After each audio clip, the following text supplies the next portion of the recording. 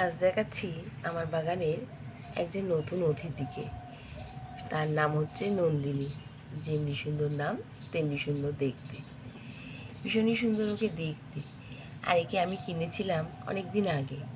আমার 5খানা নন্দিনী গাছ ছিল, নিজের ভুলেই 2খানা গাছ মরে গেছে।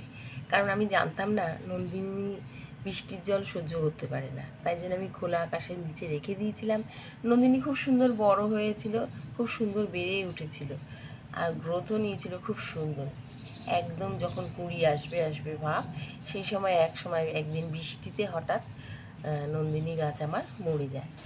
তো তারপরে বুঝলাম যে নন্দিনী বৃষ্টির জল সহ্য করতে পারে না। সেই জন্য এই 3টে নন্দিনী গাছকে আমি আমার এই ব্যালকনিতে এনে রেখে দিয়েছি। আর এখানে খুব সুন্দরভাবে নন্দিনী ফুলটা ফুটেছে। দুটো কালার হয়েছে এখানে। এমনিতে নন্দিনীর অনেক কালার আছে, কিন্তু আমার বাগানে 2খানা কালার হয়েছে।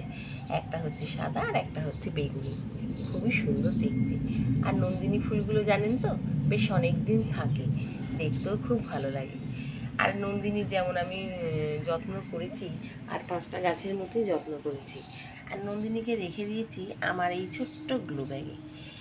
একদম টবে দিইনি, শুধু এখানে দিয়েছিলাম, কারণ টবে নন্দিনী দুটো ছিল, যে দুটো টবে ছিল সেই দুটো মরে গেছে।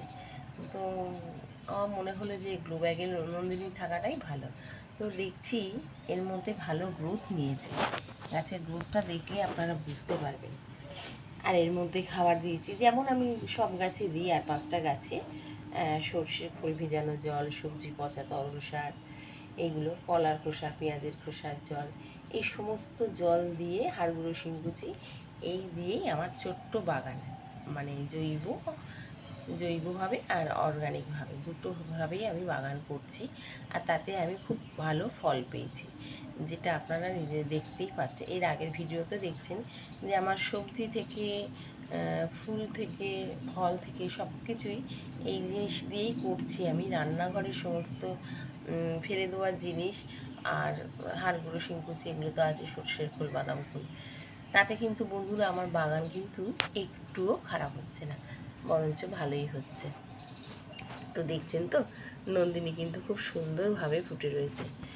তাহলে আজ এইটুকু, আবার আসবো নতুন কোনো ভিডিও নিয়ে। নমস্কার।